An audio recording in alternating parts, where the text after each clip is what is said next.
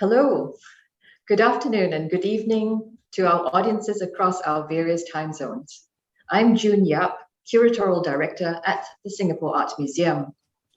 Today, we are very pleased to be presenting a program contrasting memories, a reading group on colonialism and decolonialism. The group's starting point are two readings suggested by the project's curatorial team. The first, Takao Fusayama's A Japanese Memoir of Sumatra, 1945 to 1946, Love and Hatred in the Liberation War. And the second, Teresia K. Bikinis and Other Pacific, other Pacific Oceans. And well, so before we start the reading group, who will explore and expand upon these texts, we are delighted to have with us our moderator and discussants here. Our moderator is Professor Barbara Watson-Andaya, a professor of Asian Studies at the University of Hawaii. And our discussants are Antarixa, an independent historian and artist who co-founded Kunchi Study Forum and Collective and currently resides in Sydney. We also have Greg Dvorak, a professor of Pacific and Asian Cultural Studies in the Waseda University Graduate School of Culture and Communication Studies, Tokyo, Japan. And finally, we have Su Fangzi, a lecturer at the Department of Communications and New Media in the National University of Singapore, and also a curator at the NUS Museum. Welcome to our moderator and discussants.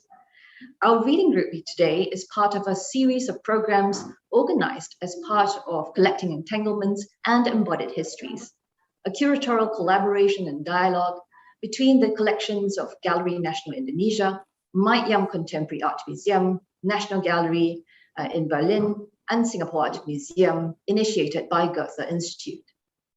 The project manifests 4 related exhibitions in Chiang Mai, Singapore, Berlin, and Jakarta.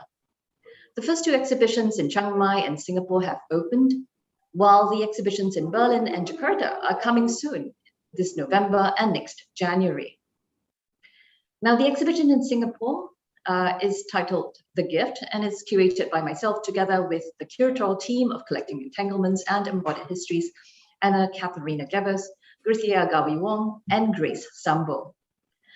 And as the name suggests, it explores the apparently ordinary art of gifting, which is in fact ambivalent and paradoxical. The subject of the gift is a source of fascination, vexation, and debate.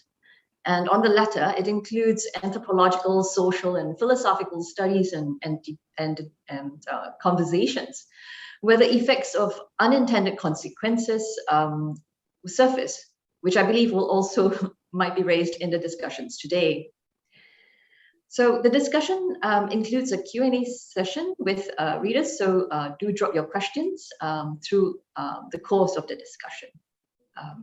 And so without further ado, I am giving up time and space to Professor Andaya to start the conversation. Professor Andaya, please. Thank you so much, June. And before we begin, I'd like to express on behalf, I think, of all the participants, our deepest thanks to all those who are responsible for organizing this meeting. I know that takes a lot of work, especially across time zones and getting everybody organized, and we do appreciate it.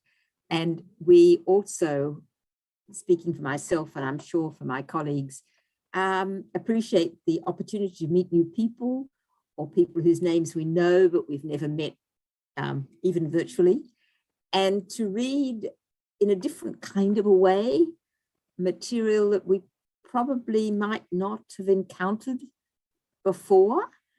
And so what I'd like to do initially, because we have individuals here who have such knowledge and such specialized insights, that I'd like to begin by asking them to give us something of their responses to this reading. So I'm sure that for those of you in the audience who have looked at these, you'll be struck probably by how different they are in many ways. They come from very different perspectives. They're talking about very different time periods. They're talking about very different topics. So bringing them together and talking about them in coupling them together is a kind of a challenge in some ways. And it challenges to think about the kind of themes the kind of ideas that may not immediately surface, may not immediately come to light. And so that being said, and thinking in terms of the larger context of the gift, so we can see in the memoir on Sumatra by Fusayama, we can see that in a sense Indonesia has a gift of independence, but there was a lot of unwrapping to be done, and some of the wrapping was not so pleasant. But in the case of Bikini, the gift of technology, perhaps? Hard to tell. Is there a gift there? It's hard to see that. So that is just one of the areas that came to me when I was thinking about the similarities and differences of these two extremely interesting and provocative pieces in their own way. So that being said, could I ask Teresia, could you kick us off, if you wouldn't mind, to just give your general impressions of how you saw these texts interacting with each other in harmoniously or not harmoniously? Thank you, Barbara, and hi, everyone. Well, for me, the first thing that came to my mind when I compare these two texts, the Bikini text for me is very beautifully written, very poetic, critical, and very beautiful to read. I was almost crying to read this piece, really beautiful piece, even though it's also very critical. While Fusayama text, not too poetic, quote unquote. It's very dry. But what can we expect from an army officer? You know, it's very dry. It's like army report style, even though he and also the introduction mentioned is kind of fictional report, but you can feel it. It's very dry. So should I continue with the presentation or just brief? We have time. That's what I feel, and then that's the first one. Number two. Particularly on Fusayama text in the context of Indonesian history, this very short period of time, which is mid-1945 to end 1946, let's say 1 year and 1.5 years, is almost absent in Indonesian history textbooks and Indonesian research. Mostly researchers and historians focus on 1942, 1945 during the occupation, and the what we call in Indonesia as periode revolution period, which is 45 to 1949 until the Dutch finally acknowledge the independence. But this very short period that Fusayama wrote is very unique piece, I think, if we put it in the context of historiography of Indonesia. And that's the first thing about Fusayama text. And also it's about Sumatra, when we talk about this period in Indonesia, mostly our focus will be about Java, but Sumatra is also almost absent, especially from the perspective of the Japanese. It's almost absent. Only just recently, well, Fusayama text was written and published in Japan in early 80s, and then in English version was early 90s. So it took very long time from 1945 to the 90s, so almost half century. And we don't have the Indonesian translation for this. So I think it will be very important for Indonesian to read and also to, to open up their mind from different perspectives of memories, because Indonesian history, especially in relation with the Japanese occupation and the Japanese people in general, are very nationalistic. So they always portrayed that the Japanese was very rude, very brutal compared to the Dutch, and just only recently came up, and actually people starting to realize that the very short Japanese occupation period actually gave a lot of important stuff for the foundation of the republics. Even today in Indonesia, many interesting stuff. Let's say, for example, the village system is actually how the administrative system in Java and across islands in Indonesia was actually, we got it from the Japanese, how the system worked, and it was legitimized by Suharto's New Order. It was from the Japanese, and many other stuff, including some part in agriculture system of Indonesia was from the Japanese. So in a way, Fusayama text, I think, is very important, and it is, I think, very urgent to translate it to Indonesia. Mm-hmm. And when I compare it with the Bikini text, well, I will just mention it as Bikini text for now on. The Bikini text, it's also a very interesting period, I think. Well, I'm not really familiar with Pacific history, but this text pushed me to do like little bit readings and how colonized areas, colonized countries, colonized areas, like in our case Sumatra and Bikini, have to deal with post-colonial situation.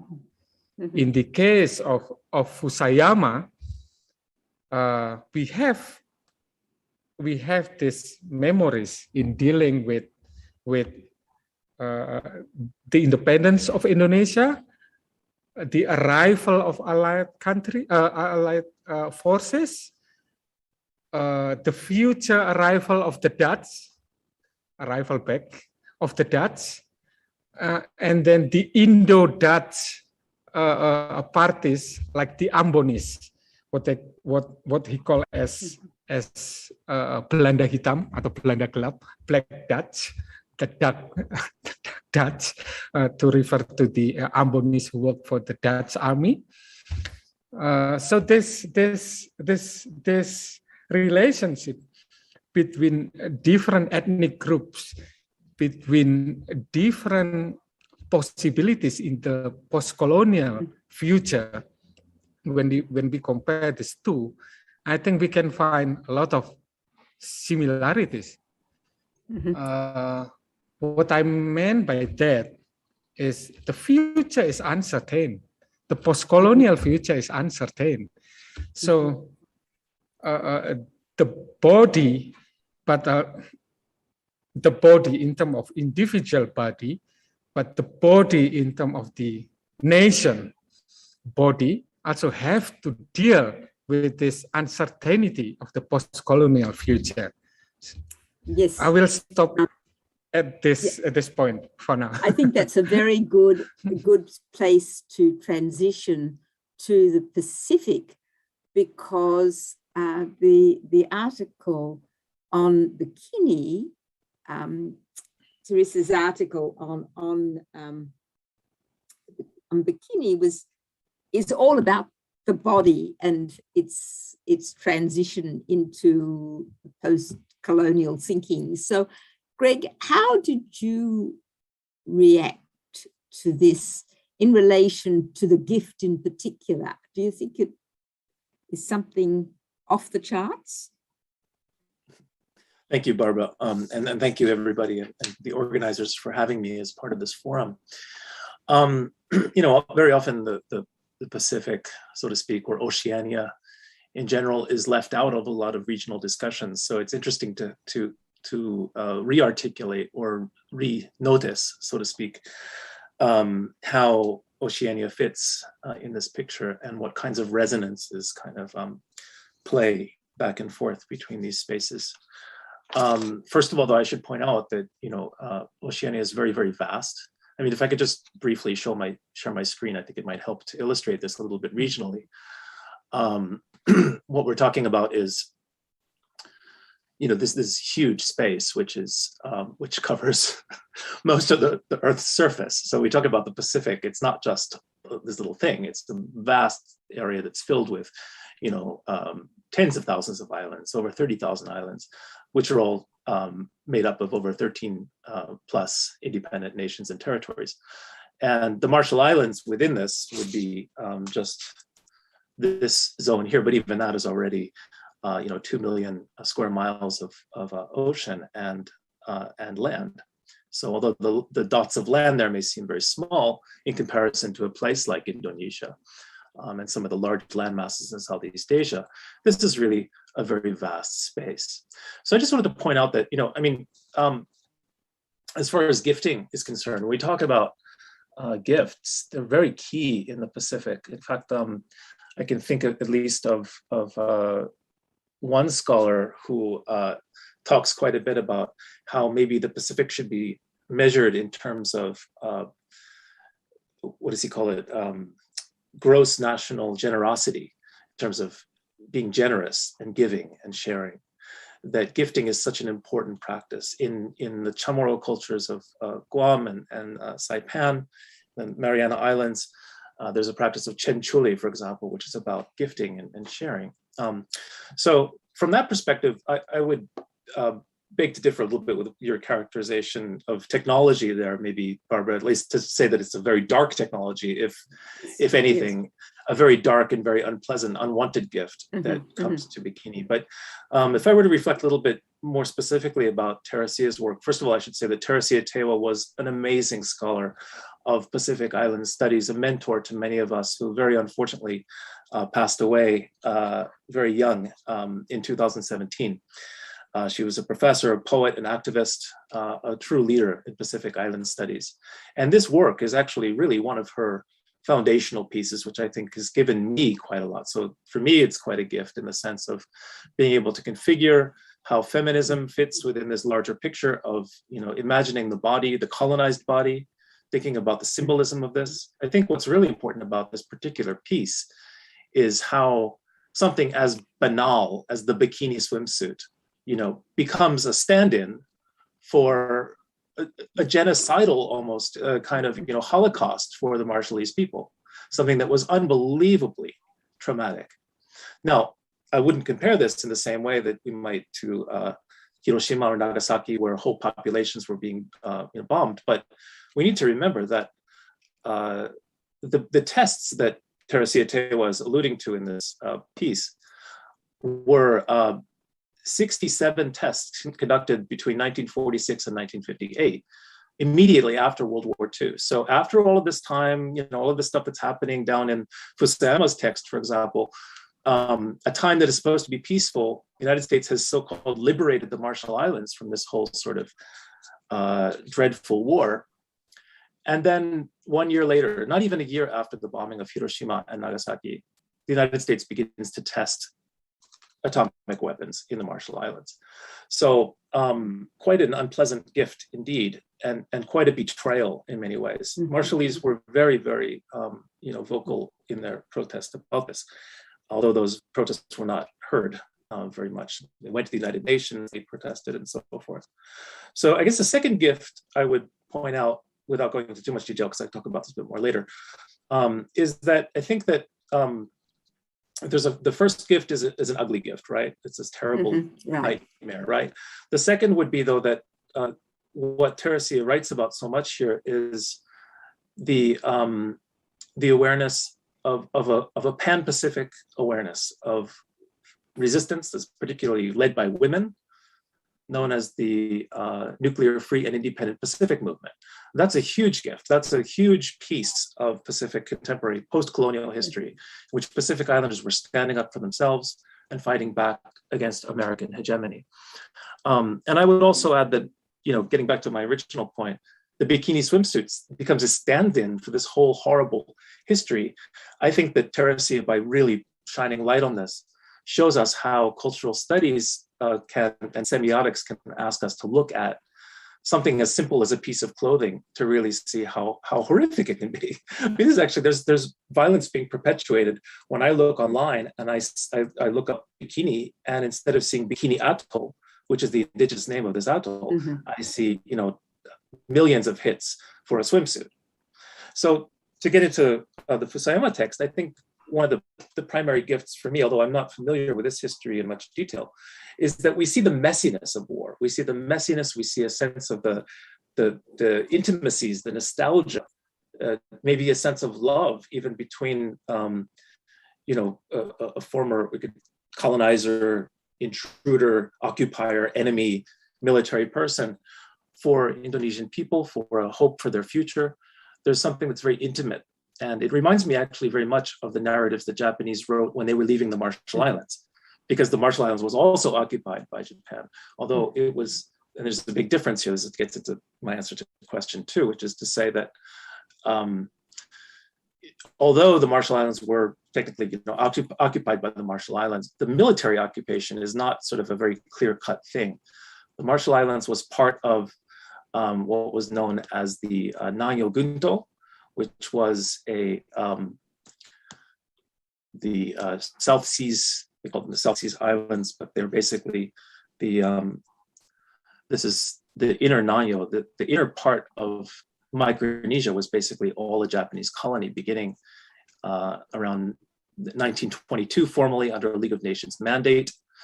But it wasn't until 1941 when Japan bombed Pearl Harbor and began to expand into this whole area that this became sort of the occupied territory. So it's very interesting to look at this kind of map, because we can see from a Japanese perspective that the Dutch East Indies and what becomes Indonesia is actually part of what Japanese would perceive as outer Nanyo. It's a very military project. It's very different from this space that the Marshall Islands was in. This place was a civilian sort of project, and it was understood by Marshallese people as being a place that was very much in its own kind of happy sort of nostalgia, although that's not really true. So the American bombings and all the militarization that happens after World War II disrupts this sort of narrative. And there's a very interesting sort of contrast that I'd like to kind of play with a little bit more as we have our discussion. But anyway, thank you very much. I don't need to take up too much time. Thank you, Greg. Well, I'm glad you realized that when I said gift, it was very much a question. I was just in Teresia's article. She said one of the arguments was to the people of Bikini was that this is what you can do for the world. This is your kind of gift to the world, as it were. So indeed, a very dark gift, but I think that was the way it was presented to them. Exactly. So, if I could just make one quick point there, it's simply that very often Marshallese also do frame and take a sense of agency in terms of speaking up and saying, we are providing world peace. Our number one export is world peace. And I would agree with that in many ways, but it has a very sinister past. Yes, indeed it does. And so, Fangse, can we, after listening to what Greg and Antarixa said, what are your feelings about these two pieces? Yes. First of all, thank you so much for the invitation, very generous invitation from June and Barbara for initiating this conversation. It was tremendously challenging, I would say, two vastly different texts reading alongside with each other.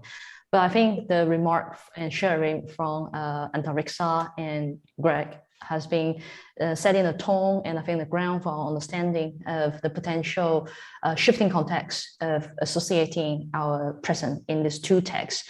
So I think I will take this invitation. I think I will move from thinking about the present, thinking about the tangible moment mentioned in both Antariksha and Greg's conversation.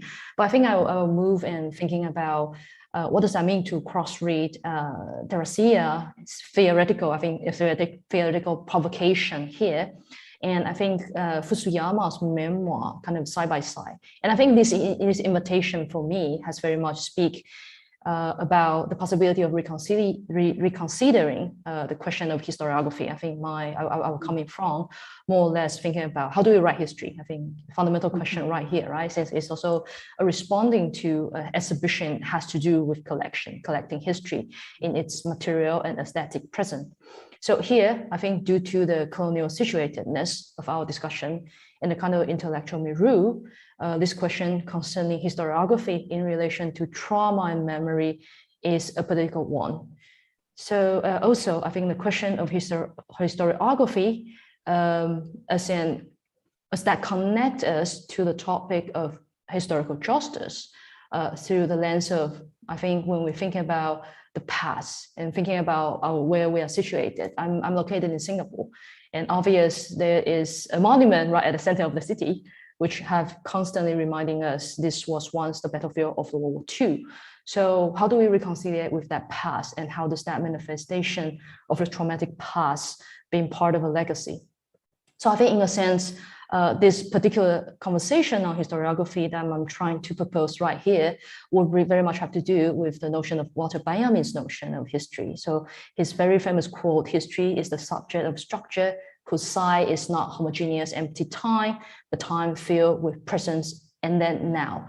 So I think that's where the feeling, that's where the trembling feeling of Fusayama encountered the death of his dear friend comes in vividly in this conversation, or even I think Teresia's writing, and I think his deliberate hijacking of the English in his title and her title right there is a valid and resonant one.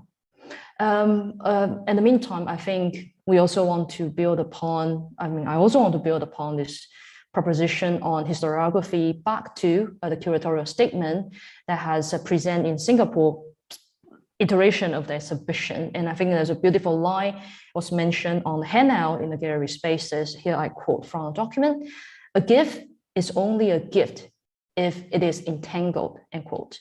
So here, if history is a gift from the past, engages in a present through a diachronical implication in name of historical legacy, I'm hoping I can possibly vocalize the potential historical proposal through the kind of cross-reading of Teresia and Fusayama's writing.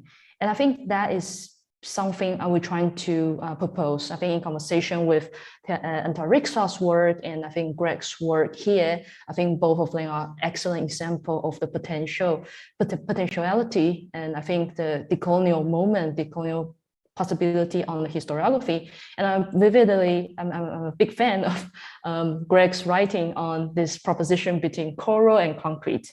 I mean, in your writing, you think about the little history, the real human lived, and the microorganism on the kind of liveness in conversation with, here I quote you, the big history of empire and war that present the concrete. And I think those particular things in conversation with the tour reading, and it constantly drew me back to my fieldwork side of Okinawa, thinking about the Hanoko American base project, expansion American base right there. The kind of proposition has very much, which is not just a human-centric one, the kind of historiography we're talking about here. I think this is also a beyond human moment that we should contemplate upon when it comes to the notion of historiography that have been proposed here. But I think in the meantime, I also want to come back to this notion as proposed by the curatorial team here, the entanglement. I think what has been quite profoundly inviting us here to the cross-reading of these two texts is obvious, the notion of implication. And here I'm referring to Michael Ruthberg and his writing on implicated subject.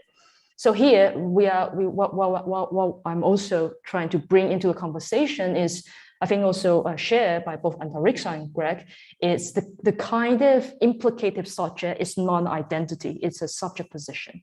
But then what kind of subject position are we talking about here? So, I mean, first of all, thinking about the implicated subject, the history itself, right? But a subject position written and embodied by Fusayama, again, going back to his writing, I mean, for me, it's an emotional one, and it's a very personal one. It's a personal one covered and colored by his friendship, or the kind of, I think there's a sense of hetero masculinity kind of friendship has very much been defined in his writing. React upon his dear friend, his father, almost spiritual father's death, that can found in page 131. So the sense of implication there has been discussed in his writing, and a kind of epistemological response to him being a Japanese in the time probably accidentally killed his best friend's brother, or a brother-in-law in this case. But at the same time, when we can also found it in Teresia's writing, this kind of theoretical provocation or advocation for thinking about, I think following the term nominated by Greg, the notion of genocide. I think it is a genocide, not in a sense a physical one, but I think it is an epistemological one. Epistemological genocide has been very much pointed out through this violent homogeneity words as bikini, both as a site, a location, but as a colonial construct. So I think what Teresia rightly pointed out on page 102, if our readers or audiences would like to revisit, she talked about, yeah, I quote her, the military, economic, racialized, gender history converged in the bikini bathing suit and far-reach ideological and mental implication. So I think what I want to also wrap it up is what I refer as Japan as a penumbra of the defeat of Japan, of the defeat of Japanese, of the penumbra to this Americana imagination in what we understand both, I mean, epistemological one, because Southeast Asia study it itself had its legacy coming from that post-World War moment. But in the meantime, I think what we will want to talk about in order to carry on the conversation on the project of decolonization is probably to recognize how the notion of nation state, or the framework of nation state, that is a potentially the most tremendously implicated gift of this post-war moment in the imagination, and the color of Paxi Americana have been very much dominated in, I think, in the kind of intellectual milieu, academic structure that we are within right now. So I will end my response here. Thank you so much. Thank you. Thank you. Well, so many points have been raised, but what also occurred, it's two areas that I'd be very interested in your response. And I do also invite any of the audience, if you would like to post your questions in the chat, we will try and address them too. But as we move on, memory, of course, has a very heavy weight in both. I mean, how people remember the past, remember it in different ways. And I was talking to my students the other day about another case, another episode where the person collecting oral memories of the bombings, the victims of bombing in Laos during the Nixon period. And she was asking, is it good to open up these wounds? Does that serve a purpose? And I think we've all implicitly agreed that a past needs to be told. We need to be reminded of things that are happening. But do you think that there are cases where the past is better left silenced? is there ever a situation where maybe you don't want to go down that path?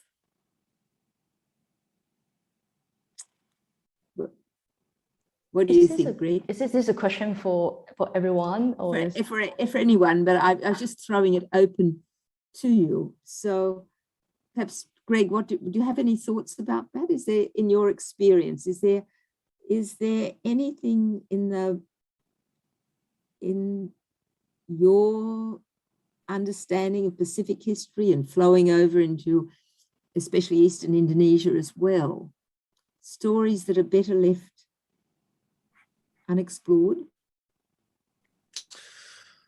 Thank you. That's a good one and a deep one. So I don't really know if I can give you something that's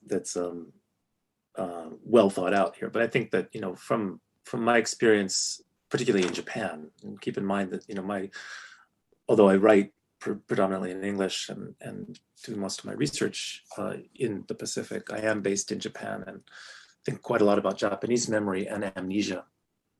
And amnesia is the big one, in that there's so much about sort of these big elephants in the living room in the United States, presence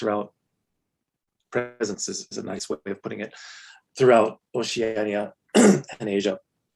And the Japanese sort of haunted presence. I always talk about this. There's sort of like a haunted Japanese empire that's like lingering around throughout Oceania. So what I mean by that is that there's a lot of unfinished business. There's a lot of stuff that has not been addressed.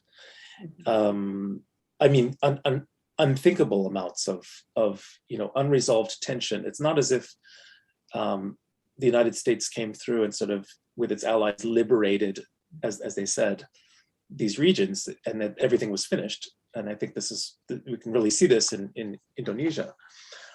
There was a very jumpy sort of process in Micronesia, for example, where all of a sudden everyone was forced to forget Japanese times. Those memories were actually sort of almost cleansed away. I've written before that they were confiscated. That, you know, literally, you know, American soldiers would go around trying to retrieve any photos of Japanese family members, people who might have been partly mixed heritage, anything that might have indicated anything to do with that Japanese time. And I mean, I think we should be careful not to say that these are just like Japanese times or American times. These were Marshallese times, for example. These were times of the people from those islands in Indonesia that were fused with and mixed up in, and as we've said, you know, entangled in these other kinds of histories. So I guess my only nod there would be to say, yeah, selective memories or selective forgettings have been very important to the American project of hegemony. And so there's been a big ask for people to forget, and they haven't. But there's a performative sort of forgetting that happens, as well as stuff that is left unvisited in national narratives by the nation state. So, for example, Japanese bereaved families, and I'm sure this happens in Indonesia as well, go back to the site where their loved ones died, and they weep. I mean, it's a very, very emotional process for them, you know, even 80 years after the war, because they don't. I would argue that's because they don't have a space to do that in Japan. It's supposed to be over. It's supposed to have been done, tidied up, and locked away. So trauma, I think, figures very big in this. Yes. Well, I think when we look, Teresia, I don't know whether you felt the same thing, but when we look, the subtitle of Fusayama's book is Love and Hatred in the Liberation, but it's hard to feel that kind of love and hatred coming through in his writing style, although it's implicitly there. And but you mentioned when you spoke first about the absence of some of these histories, of some of these narratives in the way Indonesian history is configured. But I remember speaking to a very eminent scholar, I won't name him, but you will know him, who said, we can't have all these voices on the national stage. You know, there's only room for so many stories. You can't tell everybody's stories. So, well, in some ways, from that perspective, you could say there are always going to be some stories that are never going to be recorded, or if they are recorded, are never going to be actually remembered. Well, I think that's exactly the problem. Well, in the context of Indonesia, the problem with a post-colonial state. In the case of Indonesia, with the late 1950s National Conference on National History of Indonesia, the intention of a group of Indonesian prominent historians was very clear. We are creating new nation, and by creating new nation, we intend to create national history. But Indonesia is huge, and the problem with creating such kind of umbrella shape of history, national history, there is a process of filtering. We have millions of individual history and then local history, and then when you squeeze it into national history, it's like you filter too much, you filter a lot. And the problem in Indonesia, the tool that you use to filter in Indonesia, especially during the Suharto's New Order, the filter was very clear, very nationalistic, no matter it's true or not. So as long as it creates this spirit of Indonesian nationalism, they said, that's fine. So that's why the national narrative of Indonesian history during the New Order was pretty much controlled by the army, Indonesian army. Indonesian army historian was controlled the national history narrative. That's the problem. Yes.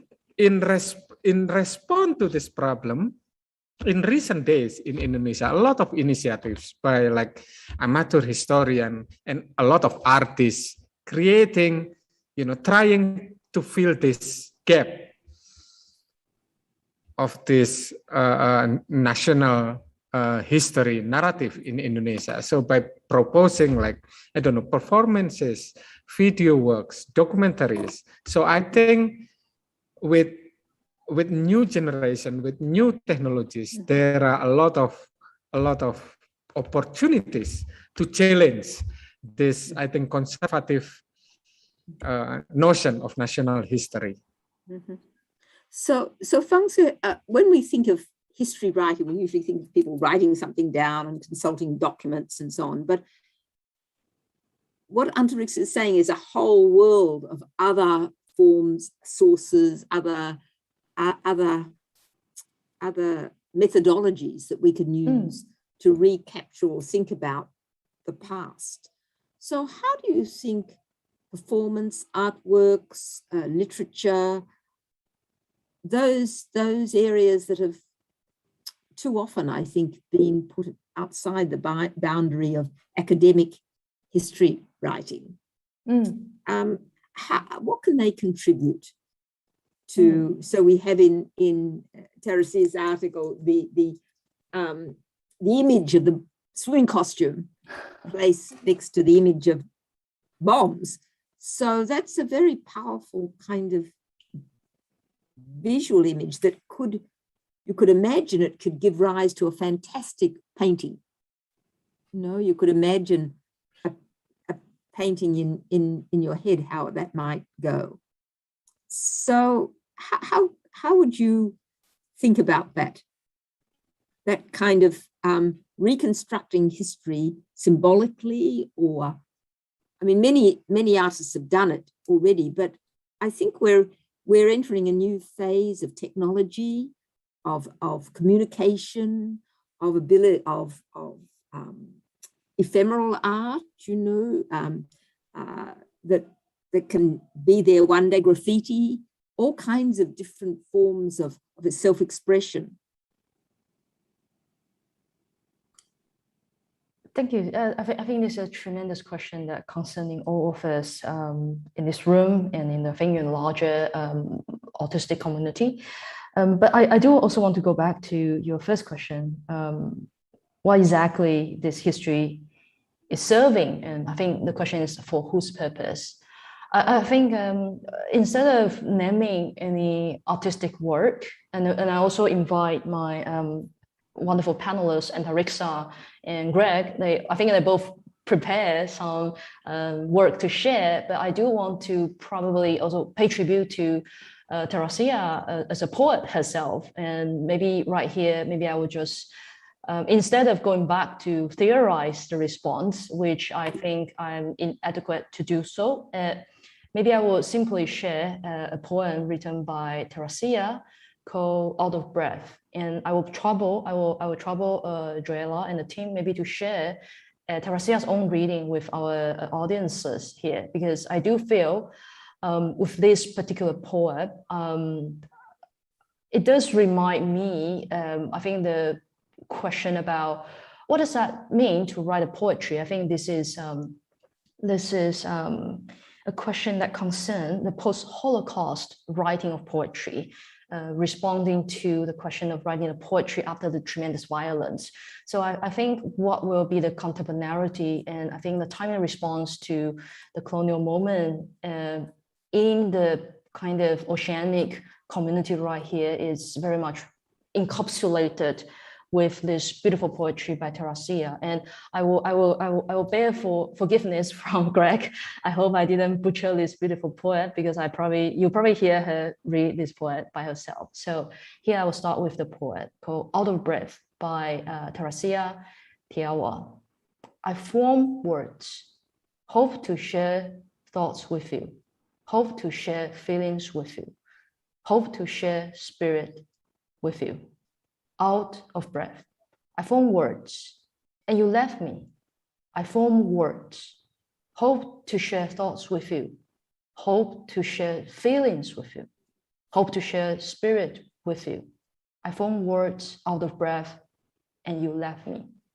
I think this is kind of a poem, but I do think a beautiful.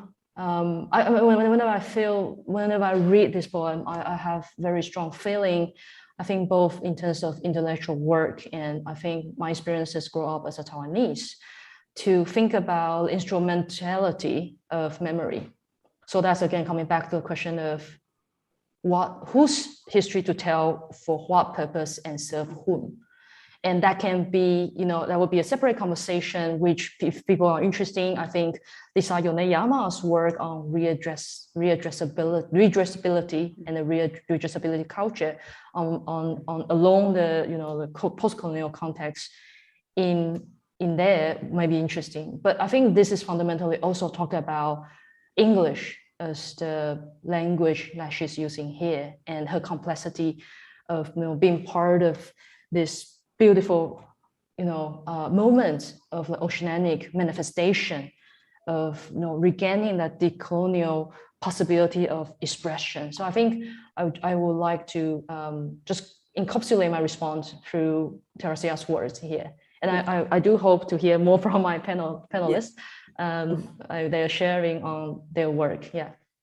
Well, I think the emotion conveyed there is, it's a gift too. I mean, memories are so entangled with emotion, and that's often, for historians at least, speaking as such, it's the most difficult to recapture. How do you recapture emotion? And sometimes literature, poetry, artwork is the most effective way of doing it. And I know Antarixa has some thoughts, some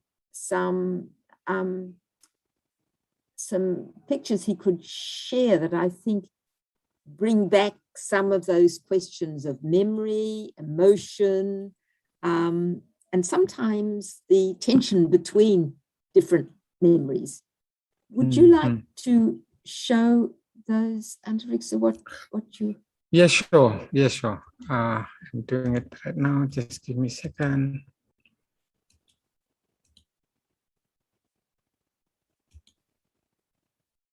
Can you see it now? In full screen? Well, Yes. I was just, so to give us little bit sense of Fusayama text, this very short period, 45 to 46, from the perspective of Indonesian. In Fusayama text, it means from the perspective of Sumatranese and Acehnese. So there was this feeling of euphoria, finally we got our independence. But at the same time, it was also the period of confusion, after like 100 years of Dutch colonization, and then very terrible Japanese occupation, and all of a sudden we got our independence. So what should we do? So we can see from the imagery, well, group of artists and young people, they celebrate through, murals, images on the street. Unfortunately, all these photographs were located in Java, but I can imagine more or less in Sumatra, the euphoria on the street was almost the same during that period. Merdeka is freedom. So this from Indonesian perspective. And this another picture that I want to show actually at the beginning of my response. This was a very interesting picture and not many painting. This is huge painting, almost 2 meters wide. A very beautiful painting by Surutagoro, and the setting was in Palembang, also mentioned a lot in Fusayama text.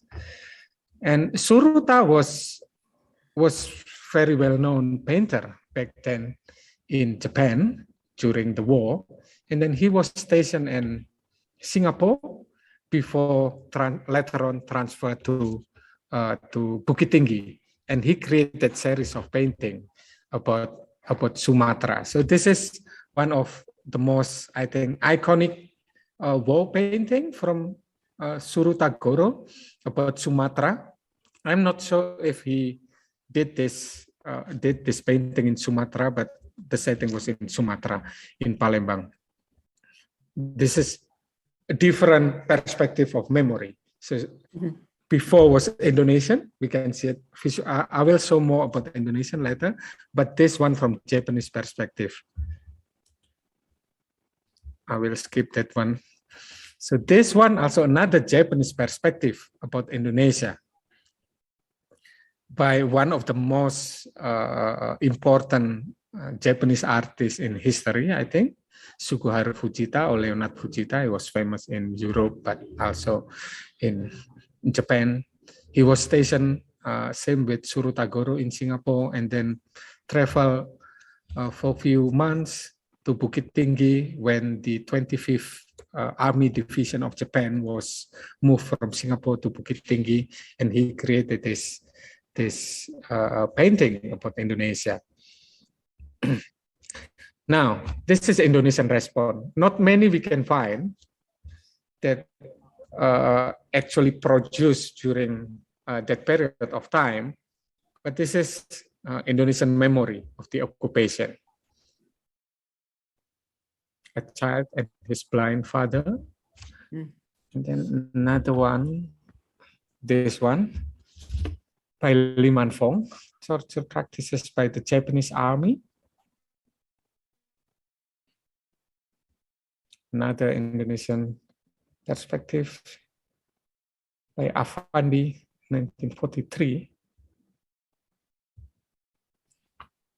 And what I want to say by showing you some of these images, in my experience, this visual materials, I will call it as soft evidence, because as historian, normally you have to deal with what I call as hard evidence, like military archives, state archives, official documents.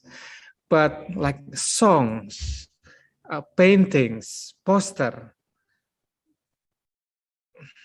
until just recently, not many historians, except of course art historian, because they deal with basically visuality. But for like historian, they never considered these archives as a part of historical archives. So I think a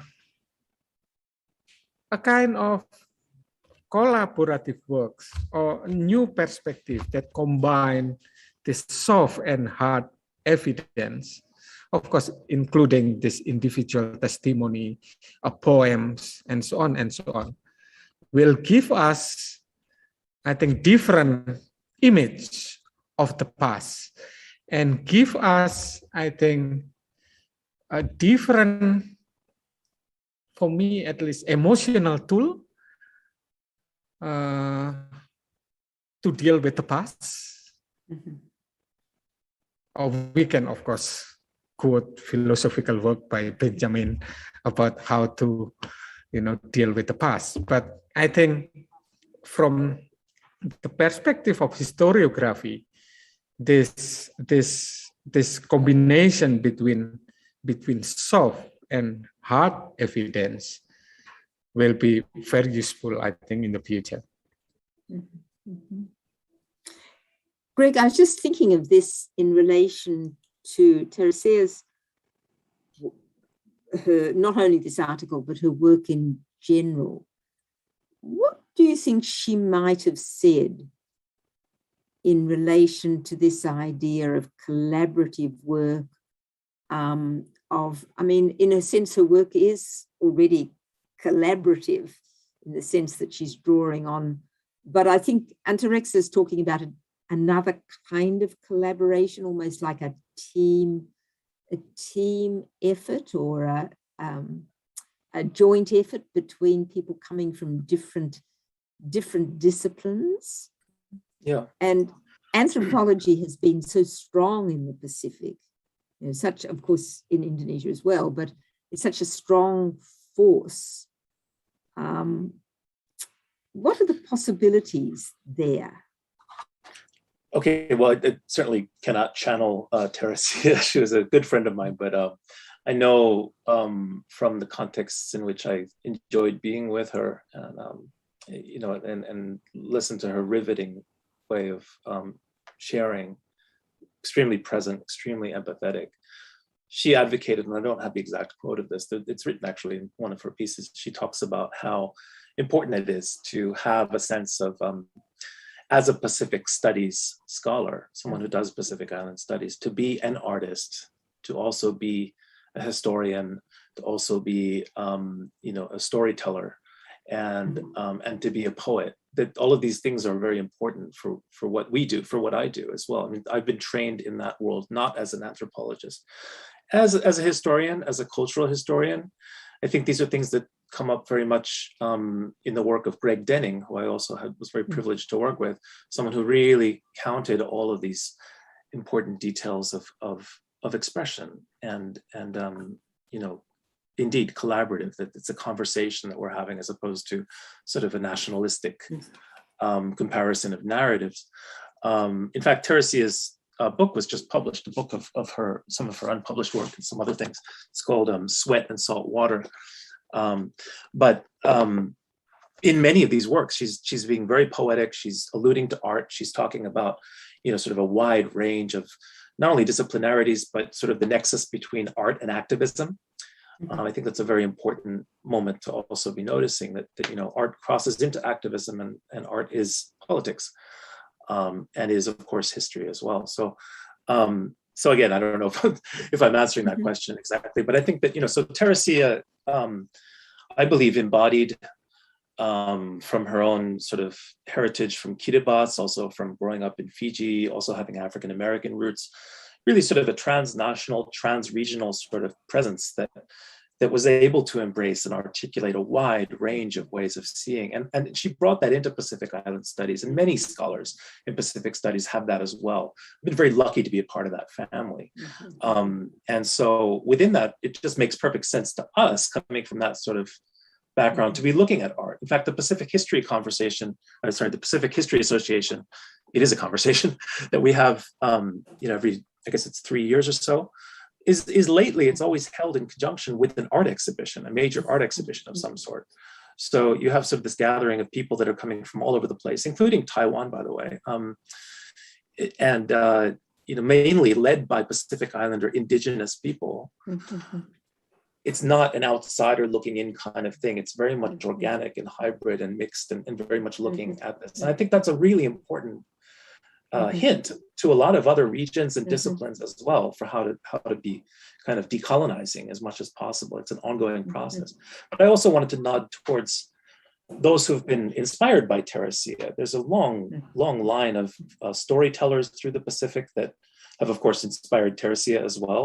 Storytelling is such an important part of history making and identity throughout the world, but particularly in Pacific Islands. It's being able to tell genealogies, to be able to connect islands, to be able to talk of stories of migration from and to be able to connect people together. And so Teresia falls within that sort of story as well. But then the people that she inspired, one in particular that I'm thinking of is Kathy Jetnell-Kitchener. I'll share a little bit of her work in just a moment, but others like Craig Santos Perez, really prolific Chamorro writer.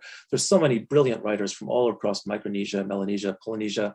Haunani K. Trask, who passed away, unfortunately, earlier this year, a major Hawaiian, practically the founder of Hawaiian Native Studies at the University of Hawaii at Manoa, a major poet and also artist in many ways. I work in curating art from Micronesia, and a lot of it is ephemeral. A lot of it is performative. A lot of it is ritual. But I want to say, so Kathy Jetnell-Kitchener, that I'm sharing just a still from her video work, Anointed. And what this is this is Kathy.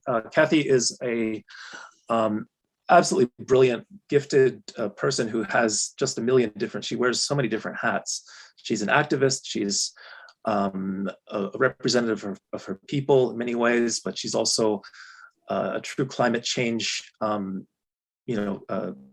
reform kind of policymaker these days as well, and an activist in that way. And she's known best as a poet, but more recently also as a contemporary artist. This is a still from her work, Anointed, which is actually, this is filmed on the concrete dome of Runet Island in Enewetak Atoll in the Marshall Islands. This dome was built between 1977 and 1980 at a cost of about $239 million US. It's covering a huge amount of radioactive topsoil from just a portion of the tests that were done in the Marshall Islands. And it is leaking, and it's a huge environmental hazard. If you're there as short as she was for a little while, it's not as dangerous as the people who live right downstream from this in Enewetak Atoll. And what's powerful about this piece is that I urge you to look it up on YouTube and watch it. It is available publicly. It's a really powerful poem in which she takes a journey to Enewetak Atoll, and she mourns with the people. And it's a sort of offering in which she's not providing a tidy solution to nuclear testing or to this colonization problem, but she's expressing anger that was never allowed to be expressed in this way. It's a grieving, she's creating space for this. And I should also add that the Marshall Islands are on the front lines of climate change and global sea level rise. Not only are islands, not all islands, but some islands nuclearized or irradiated, but they're also under threat of being inundated by water. So it's that sense of loss, that the complete outrage at that. All of this is so well theorized through poetry and so well expressed. She has a huge transnational audience and reach, and really falls in a long line of very powerful women, activists and artists from the Pacific. So I just wanted to give a nod to Kathy and point out that Teresia's work is still being carried on in many ways through a younger generation of artists and scholars as well. Well, we have not, we don't have very much time left, but I think there are so many ideas bubbling around. I think one of the aspects we haven't talked about is the mobility of not, of course, it's a terrible kind of mobility in Teresia's work, a very traumatic mobility of people being moved around from place to place, and in the Indonesian context of Javanese girls being taken to Sumatra to service Japanese. I mean, there's other good mobility and bad mobility, but there's also mobility of ideas. And I think that's one of the,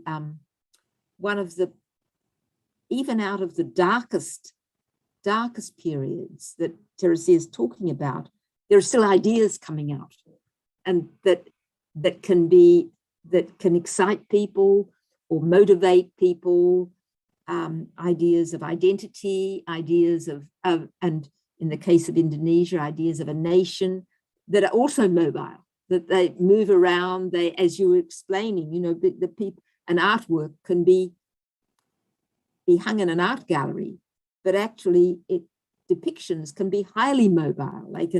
It can be a familiar painting or artwork for many, many people who've never seen the original.